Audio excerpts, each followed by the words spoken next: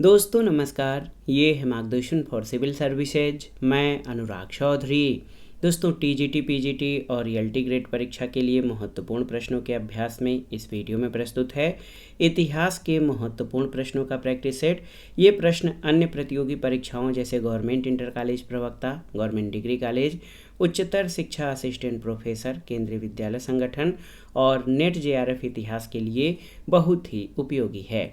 साथ ही साथ ये वीडियो विभिन्न प्रतियोगी परीक्षाओं के सामान्य ज्ञान और सामान्य अध्ययन के भारतीय इतिहास खंड के लिए भी बहुत ही उपयोगी है। तो आइए शुरू करते हैं टीजीटी, पीजीटी और ईएलटी ग्रेड परीक्षा इतिहास के महत्वपूर्ण प्रश्नों का प्रैक्टिस सेट संख्या 2। पहला प्रश्न है दोस्तों, ठगी के खिलाफ लड़ने वाला स्लीमैन किस गवर्नर जनरल का समसामयिक था? तो याद रखिएगा Lord William Bentinck, option B. दोस्तों याद रखिएगा कि ठगी प्रथा का उन्मूलन विलियम बेंटिक के समय में स्लीमैन के द्वारा किया गया था। अगला प्रश्न है, मुगल साम्राज्य के पतन के संदर्भ में कौन सा एक सत्य नहीं है? अयोग्य उत्तराधिकारी, मुगलों की उदार धार्मिक नीति, उत्तराधिकार का संघर्ष या मुगल दरबार में गुटबंदी। तो दोस्तों मुगल साम्राज्य के पतन के कई कारक उत्तरदायी थे, लेकिन मुगलों की उदार धार्मिक नीति इसमें उत्तरदायी नहीं थी। अगला है, निम्नलिखित में से किस गुप्त राजा ने क्रमादित्य उपाधि से युक्त सिक्के चलाए थे? क्रमादित्य, याद रखिएगा किस गुप्त शासक ने क्रमादित्य उपाधि से युक्त सिक्के चलाए? समुद्रगुप्त, चंद्रगुप्त द्वितीय, कुमारगुप्त प्रथम या स्कंदगुप्त? तो सही उत्तर है स्कंदगुप्त। दोस्तों स्कंदगुप्त ने क्रमादित्य उपाधि से युक्त सिक्के चलाए और उसने क्रमादित्य उपाधि धारण की। इसकी एक उपाधि जो है सक्रोपना भी है। देखिए सक्रोपना ये स्कंदगुप्त की एक अन्य उपाधि है। अगला है, प्रज्ञा पारमिता नामक धर्म ग्रंथ किससे संबंधित है? हीनयान, वज्रयान, महायान या विज्ञानवाद? तो याद रखिएगा प्रज्ञा पारमिता नामक धर्म ग्रंथ ये बौद्ध धर्म के महायान शाखा से संबंधित है और ये शून्यवाद से जो है जुड़ा हुआ महत्वपूर्ण ग्रंथ है प्रज्ञा पारमिता। अगला प्रश्न थोड़ा सा विवादित है। किस दिल्ली के सुल्तान ने घोषणा की कि राजा का कोई सगा संबंधी नहीं होता है? बलबन, मोहम्मद बिन तुगलक, अलाउद्दीन खिलजी या इब्राहिम लोदी? तो दोस्तों सही उत्तर इब्राहिम लोदी है। कई जगह पर इसका उत्तर अलाउद्दीन खिलजी भी आता है। अगला प्रश्न है, लाल कुंवरी नामक बेश्या किस मुगल शासक के राजकाज में अति प्रभावशाली थी? बहादुर शाह प्रथम, फर्रुखशियर, जहांदार शाह या आराम अहमद शाह? तो सही उत्तर जहांदार शाह। ये 1712 में जो है दिल्ली का शासक बना था और एक लाल कुंवरी नामक बेश्या से ये प्रभावित था और उसका राजकाज में अधिक हस्तक्षेप था। अगला प्रश्न है, ब्रिटेन के किस प्रसिद्ध राजनेता ने 1857 के भारतीय विद्रोह को राष्ट्रीय विद्रोह माना था? तो सही उत्तर डिजरायली। याद रखिएगा डिजरायली ने 1857 के भारतीय विद्रोह को राष्ट्रीय विद्रोह की संज्ञा दी थी। अगले प्रश्न पर आते हैं, रामकृष्ण मिशन का संस्थापक कौन था? तो आप सभी जानते हैं स्वामी विवेकानंद ने रामकृष्ण मिशन की स्थापना की थी और स्थापना तिथि देख लीजिए 1 मई 1897 में रामकृष्ण मिशन की स्थापना की गई थी और इसका मुख्यालय बेल्लूर में बनाया गया था। अगला प्रश्न है, मुगल काल में गृह विभाग का प्रधान अधिकारी कौन होता था?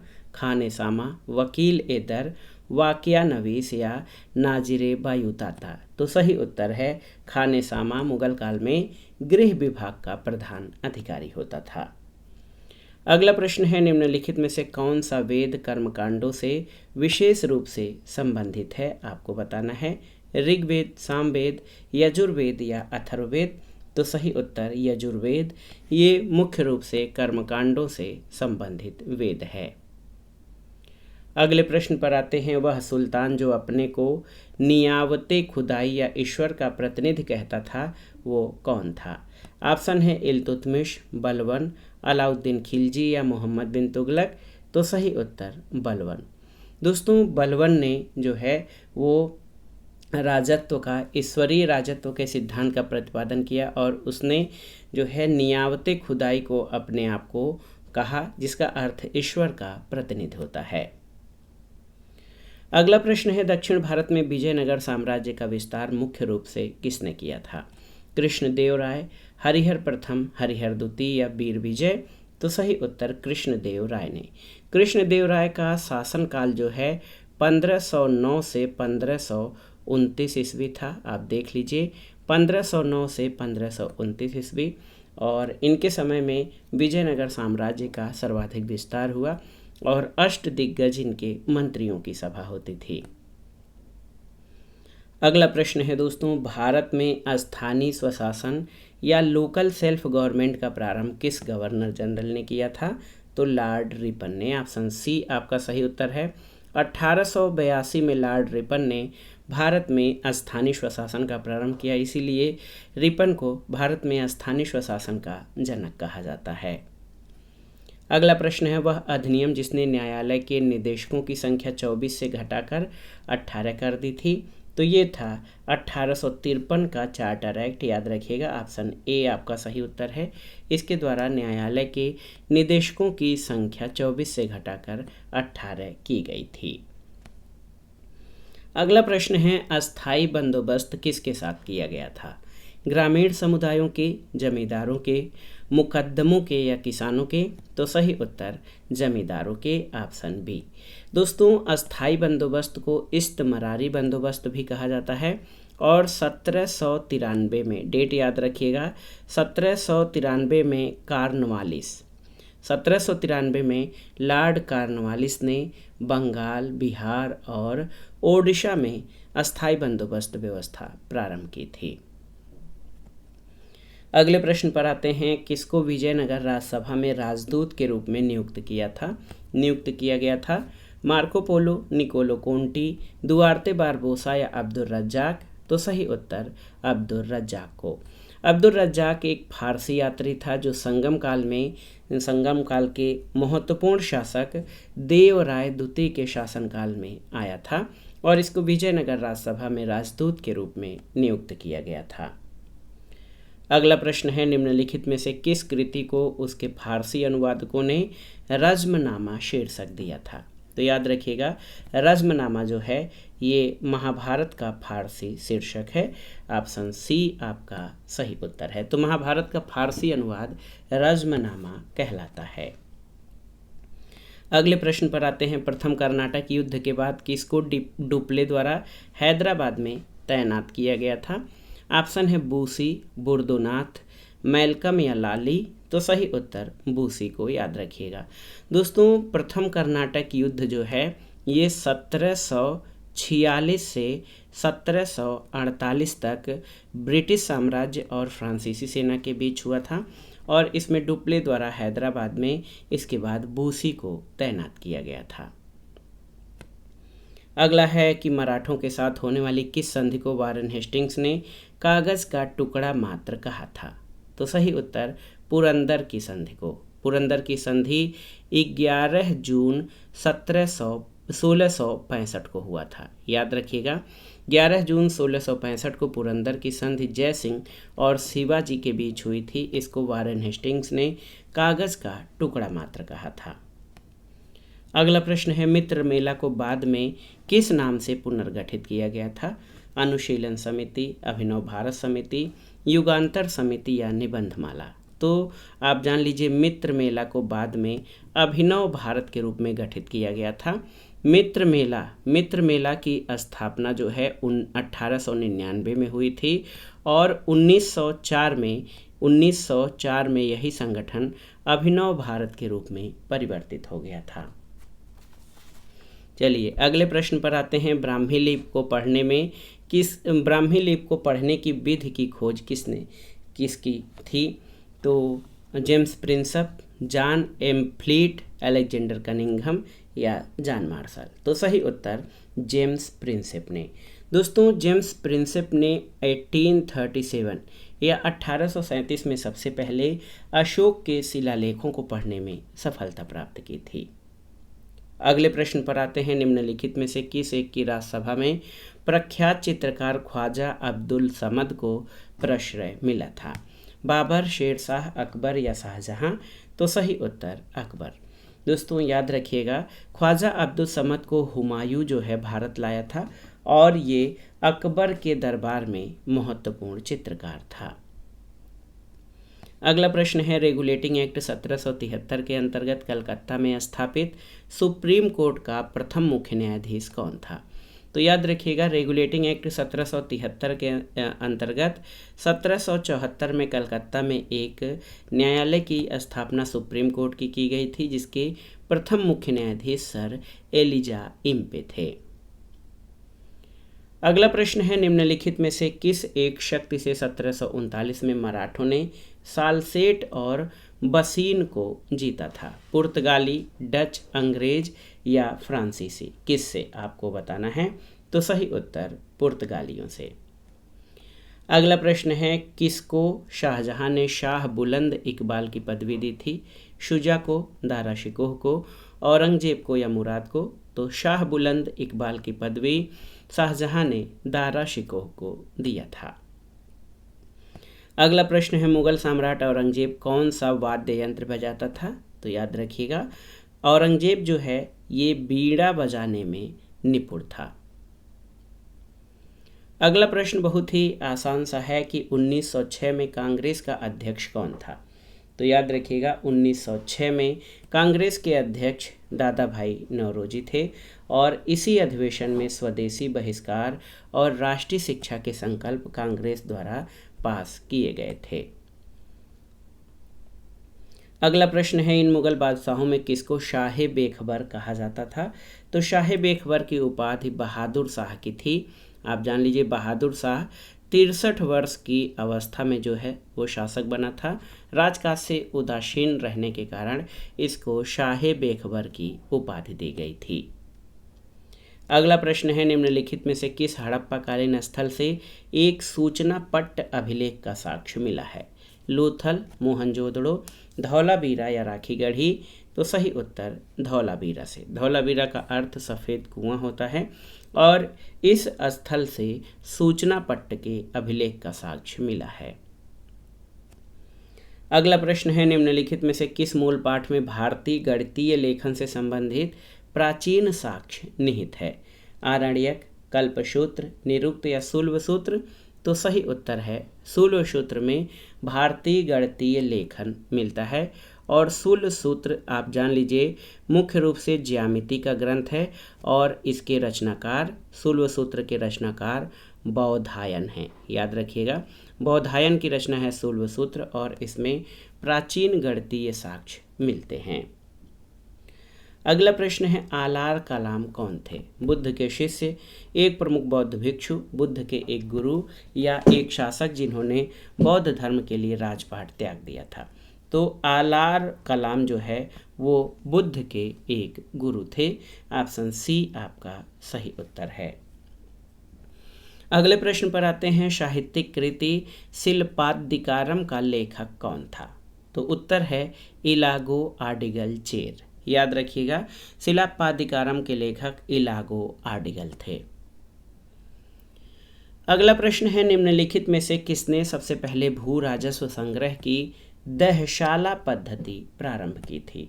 बाबर, हुमायूं, अकबर या शाहजहां? तो सही उत्तर अकबर। अकबर के वित्त मंत्री टोडरमल ने दोस्तों 1580 ईस्वी में भू राजस्व संग्रह की दहशाला पद्धति प्रारंभ की थी। अगला है, इंडियन नेशनल कांग्रेस का अधिवेशन 1885 में मूलतः कहाँ होना था? बम्बई, पूना, कलकत्ता या दिल्ली में?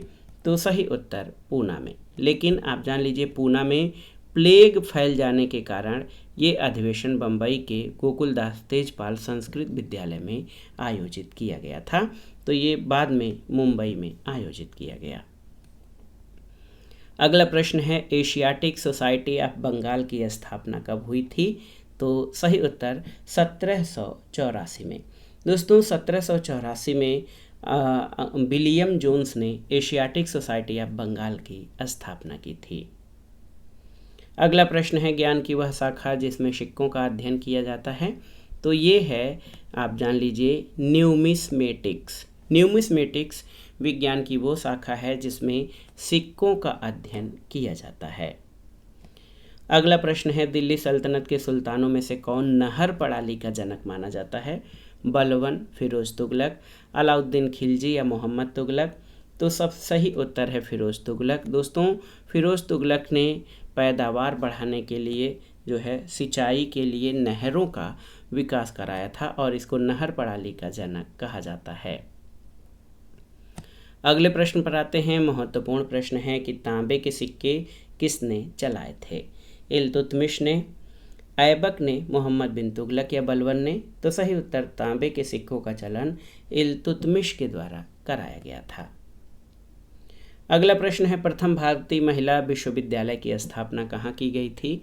मुंबई, पुणे, कलकत्ता या मद्रास? तो सही उत्तर मुंबई में, ऑप्शन ए।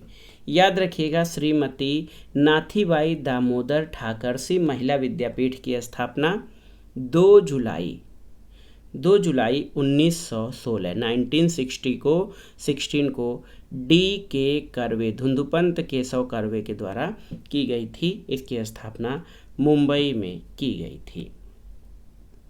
अगला प्रश्न है विजयनगर प्रशासन में शिष्ट क्या होता था? आपको बताना है।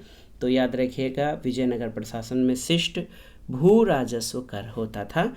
ऑप्शन बी आपका सही उत्तर है। अगला प्रश्न है सैडलर आयोग ने किस विषय पर सिफारिश की थी? भारतीय सेना, भारतीय अर्थव्यवस्था, भारतीय जनजातियां या भारतीय शिक्षा? तो सही उत्तर है सैडलर आयोग ने भारतीय शिक्षा पर सिफारिशें दी थी। इसका गठन 1917 में कलकत्ता विश्वविद्यालय में जो है कलकत्ता विश्वविद्यालय की समस्याओं पर विचार करने के लिए जो है सर सैडलर की अध्यक्षता में ये सैडलर कमीशन बना था 1917 में। किसने कहा था आज़ादी लगभग हमारी पहुंच में है, हमें इसे कसकर पकड़ लेना चाहिए? तो सही उत्तर ये कथन महात्मा गांधी का है। और 1942 के भारत छोड़ो आंदोलन के दौरान गांधी जी ने कहा था कि आज़ादी लगभग हमारी पहुंच में है, हमें इसे कसकर पकड़ लेना चाहिए। और करो या मरो का नारा भी भारत छोड़ो आंदोलन के दौरान महात्मा गांधी के द्वारा दिया गया था। अगला प्रश्न है आज़ाद हिंद फौज के किस सैनिक को 7 वर्ष के कारावास का दंड दिया गया था? तो उत्तर है राशिद अली को। आज़ाद हिंद फौज यानी इंडियन नेशनल आर्मी के सैनिक राशिद अली को 7 वर्ष के कारावास का दंड दिया गया था। अगला प्रश्न है किस एक स्थान को अरब यात्रियों ने स्वर्ण गृह कहा है? मुल्तान, मैसूर, राजस्थान या गुजरात? तो सही उत्तर मुल्तान को। देखिए बहुत ही महत्वपूर्ण है दोस्तों, मुल्तान को जो है ये अरब यात्रियों ने स्वर्ण गृह कहा है। और आप जान लीजिए कि मुल्तान पाकिस्तान के पंजाब सूबे का महत्वपूर्ण शहर है। अगला प्रश्न है कि अमीर खुसरो ने अपनी प्रसिद्ध मसनवी आशिका किस सुल्तान के काल में लिखी थी? तो उत्तर है अलाउद्दीन खिलजी, ऑप्शन बी। अगला प्रश्न है अशोक को किसने बौद्ध धर्म की दीक्षा दिया था? तो याद रखिएगा बौद्ध भिक्षु उपगुप्त ने अशोक को बौद्ध धर्म में दीक्षित किया था।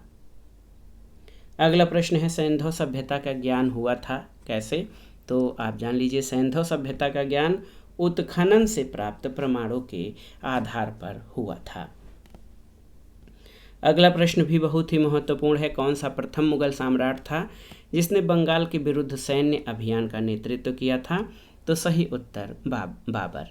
बंगाल पर मुगल कब्जा पहले मुगल सम्राट बाबर के शासनकाल के दौरान शुरू हुआ। 1529 में बाबर ने घाघरा की लड़ाई के दौरान बंगाल सल्तनत के सुल्तान नसीरुद्दीन नशरत शाह को हराया था। बाद में बाबर ने बंगाल के कुछ हिस्सों पर कब्जा भी कर लिया था। अगला प्रश्न है अंग्रेजों के विरुद्ध खासी विद्रोह का नेतृत्व किसने किया था? तो उत्तर है तीरथ सिंह, ऑप्शन डी। बहुत ही महत्वपूर्ण है दोस्तों। देखिए कि अंग्रेज़ों के विरुद्ध जो है ब्रिटिश जो साम्राज्य था उसके विरुद्ध खासी विद्रोह का नेतृत्व 1829 से 1833 के मध्य ये खासी विद्रोह चला था और तीरथ सिंह ने इसका नेतृत्व किया था। अगला प्रश्न है, शिवाजी की अश्व सेना या घोड़े की सेना को क्या कहते थे? तो सही उत्तर बरगीर या बारगीर। आप जान लीजिए कि शिवाजी की शाही घुड़सवार सेना को बरगीर कहा जाता था और मराठा साम्राज्य के संस्थापक छत्रपति शिवाजी महाराज ने एक छोटी लेकिन प्रभावी थल सेना खड़ी की थी। अगला है, दिल्ली के किस सुल्तान ने दासों के रखरखाव के लिए एक पृथक विभाग की स्थापना की थी? ऑप्शन है इल्तुतमिश, रजिया, बलबन या फिरोज तुगलक। तो सही उत्तर फिरोज तुगलक और इस विभाग का नाम था दीवान ए बंदगान। याद रखिएगा, दीवान ए बंदगान जो है दासों के रखरखाव के लिए फिरोज तुगलक द्वारा जो है स्थापित किया गया था। अगला है कि भारतीय राज्यों में किसको अंग्रेजों के लिए कामधेनु समझा जाता था? बंगाल, अवध, मैसूर या हैदराबाद। तो सही उत्तर अवध। अवध प्रांत अंग्रेजों के लिए जो है दुधारू गाय या कामधेनु की तरह था। अगला प्रश्न है, रणजीत सिंह को राजा की उपाधि किसने प्रदान की थी? अंग्रेजों ने, जमान शाह ने, नादिर शाह ने या अहमद शाह अब्दाली ने? तो सही उत्तर जमान शाह ने। दोस्तों आप जान लीजिए कि 1799 में रणजीत सिंह ने लाहौर पर अधिकार किया और अपनी प्रतिष्ठा में वृद्धि की। रणजीत सिंह को राजा की उपाधि जमान शाह ने प्रदान किया था। अगला प्रश्न है, विलियम हॉकिंस जहांगीर के आगरा दरबार में उपस्थित हुआ और उसने जहांगीर से किस भाषा में वार्तालाप किया था? अंग्रेजी, उर्दू, तुर्की या फारसी में? तो सही उत्तर फारसी में। ऑप्शन डी आपका सही उत्तर है। अगला प्रश्न है, निम्नलिखित में से किस बौद्ध दार्शनिक ने बौद्ध धर्म के प्रचार के लिए 4वीं शताब्दी ईस्वी में नेपाल की यात्रा की थी? आचार्य आतिश, आचार्य कमलशील, आचार्य वसुबंधु या आचार्य शांतरक्षित? तो सही उत्तर आचार्य वसुबंधु ने बौद्ध धर्म के प्रचार के लिए नेपाल की यात्रा की थी। अगला प्रश्न है, गुप्त काल में स्वर्ण मुद्रा को क्या कहा जाता था? कासारपण, दीनार, निष्क या पण? तो सही उत्तर गुप्त काल में स्वर्ण मुद्रा को दीनार कहा जाता था। अगला प्रश्न बहुत ही महत्वपूर्ण है, प्रसिद्ध संस्कृत लेखक दंडिन या दंडी किसकी सभा को अलंकृत करते थे? पल्लव, सातवाहन, चोल या पांड्य? तो सही उत्तर पल्लव। दोस्तों याद रखिएगा, दंडी संस्कृत भाषा के प्रसिद्ध साहित्यकार थे और दंडी पल्लव नरेश सिंह विष्णु की सभा के महत्वपूर्ण पंडित थे। तो पल्लव नरेश सिंह विष्णु दंडी की एक महत्वपूर्ण कृति है दश कुमार चरितम। अगला प्रश्न है, निम्नलिखित में से किस पल्लव राजा की उपाधि राज सिंह थी? आपको बताना है। तो सही उत्तर नरसिंह वर्मन द्वितीय की उपाधि राज सिंह थी। याद रखिएगा। अगले प्रश्न पर आते हैं कि वानर सेना और मंजरी सेना का संबंध किस आंदोलन से है? असहयोग आंदोलन, सविनय अवज्ञा आंदोलन, खिलाफत आंदोलन या भारत छोड़ो आंदोलन? तो सही उत्तर सविनय अवज्ञा आंदोलन। वानर सेना और मंजरी सेना का संबंध ये सविनय अवज्ञा आंदोलन से है। सविनय अवज्ञा आंदोलन में बच्चों को लेकर वानर सेना और बालिकाओं को लेकर मंजरी सेना का गठन किया गया था। अगला प्रश्न है, कौन सा जो महापुरुष है देशबंधु के नाम से प्रसिद्ध है? तो देशबंधु के नाम से CR दास या चित्तरंजन दास को देशबंधु उपनाम से जाना जाता है। अगला प्रश्न है, महात्मा गांधी के साथ निम्न मुसलमानों में किसने बाल गंगाधर तिलक की अर्थी उठाई थी? शौकत अली, मोहम्मद अली, मौलाना अबुल कलाम आज़ाद या MA अंसारी? तो सही उत्तर हो जाएगा शौकत अली। शौकत अली ने बाल गंगाधर तिलक की अर्थी महात्मा गांधी के साथ उठाई थी। अगला प्रश्न है, मुगल काल में मौल्लिम क्या था? तो ये एक जहाज़ था।